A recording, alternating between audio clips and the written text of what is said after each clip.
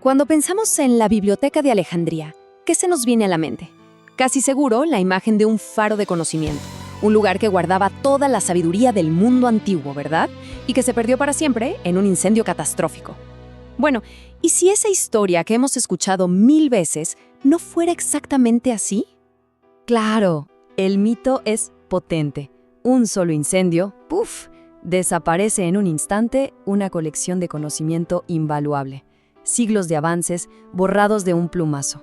Es una historia, wow, muy dramática, fácil de contar. Pero la realidad, como casi siempre pasa, es mucho más compleja. Y la verdad, hasta más preocupante. Ok, entonces, para poder entender cómo terminó, primero hay que entender cómo empezó. Porque, a ver, no era simplemente un edificio lleno de rollos y papiros. No. Era algo mucho más grande. Era la materialización de una ambición que no tenía precedentes. Resulta que la biblioteca era en realidad solo una parte de un complejo enorme llamado el Museón, o sea, el Templo de las Musas. Pensemos en esto como la primera universidad del mundo, literal. No era un almacén de libros polvorientos para nada, era un centro de investigación súper vibrante. Imagínense, eruditos de todas partes, recibiendo un sueldo, con casa, comida y, lo más importante, total libertad para estudiar, debatir y crear. Un sueño. Y los reyes que la fundaron, los Ptolomeos, no se quedaban sentados esperando a que el conocimiento les cayera del cielo. Para nada. Salían a buscarlo, pero de forma, digamos, bastante agresiva. Mandaban gente con muchísimo dinero a comprar los manuscritos más raros que encontraran.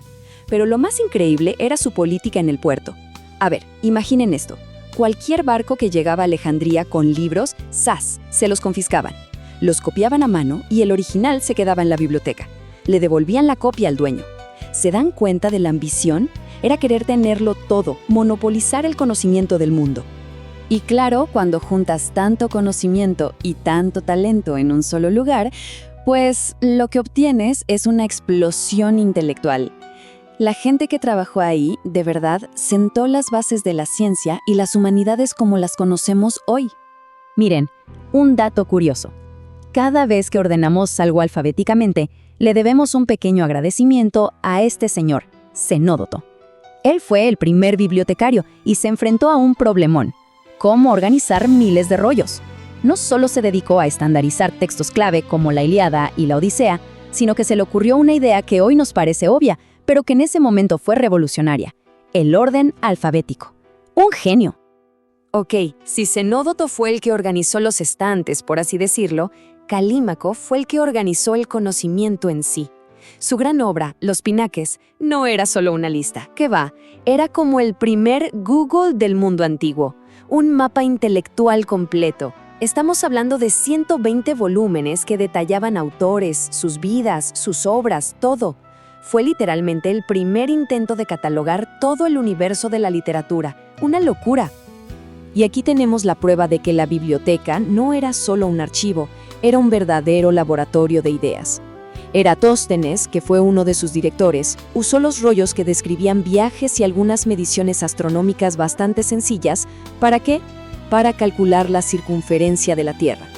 Y lo más increíble es que su cálculo fue asombrosamente preciso. Esto es lo que pasa cuando juntas recursos ilimitados con mentes brillantes. Pero a ver, la pregunta del millón: ¿de cuántos rollos estamos hablando? ¿Qué tan grande era? Y la verdad es que no lo sabemos, no hay un consenso. Algunas fuentes antiguas hablan de 40,000, otras se van hasta la increíble cifra de 700,000. Esa misma incertidumbre, ese misterio, es parte de lo que la hace tan legendaria. Un lugar con un conocimiento casi infinito. Ok, una colección así de legendaria, su final tuvo que ser igual de épico, ¿no? La lógica nos dice eso. Así que vamos al grano. ¿De verdad se quemó todo en un único y gran incendio? Pues no. La idea de ese gran incendio apocalíptico es un mito muy potente, sí, pero la realidad histórica, es mucho más complicada y mucho menos cinematográfica. En vez de una muerte súbita y espectacular, lo que le pasó a la biblioteca fue más bien una muerte lenta, una agonía que duró siglos. Fue, como se dice, una muerte por 1000 cortes. Todo empezó a desmoronarse desde adentro, mucho antes de los incendios de los que tanto se habla. Fíjense en la cronología. Ya en el 145 a.C. hubo purgas políticas, que básicamente corrieron a los intelectuales. Luego sí, vino el famoso incendio de Julio César en el 48 a.C. Pero ojo, todo indica que lo que se quemó fue un almacén en el puerto, no la biblioteca principal. Pasaron los siglos, y en los años 270, las guerras civiles destruyeron todo el distrito donde estaba la biblioteca.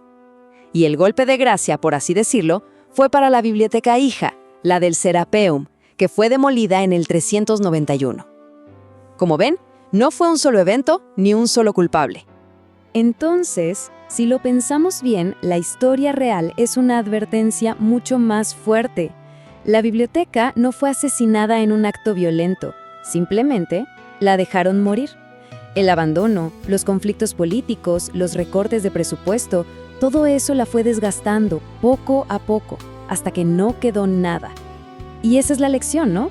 Que la pérdida de conocimiento casi nunca es algo repentino. Es un proceso lento, gradual, que se alimenta de la indiferencia. Pero, y esto es muy importante, aunque los rollos se perdieron, la idea revolucionaria detrás de la biblioteca, eso sí que cambió al mundo para siempre. Su verdadero legado no está en el papiro que se quemó, sino en el concepto que creó. El espíritu de Alejandría, de hecho, sigue vivo. Piénsenlo, cada universidad, cada centro de investigación, cada biblioteca que intenta tener una colección lo más completa posible, hasta la idea misma de Internet como un repositorio de conocimiento universal, todo eso son ecos directos de aquel sueño. Nos enseñó el cómo, recopilar, criticar, organizar, y también nos dejó un recordatorio muy potente de lo frágil que es todo ese conocimiento. Y de hecho, hoy en día, muy cerca de donde estuvo la original, hay un nuevo faro de conocimiento, la moderna Biblioteca Alexandrina, inaugurada en 2002. Es un homenaje increíble a ese ideal, una prueba de que ese sueño de juntar todo el saber del mundo en un solo lugar, bueno, todavía nos inspira. Así que al final, esta historia no es solo sobre el pasado, es una pregunta directa a nuestro presente.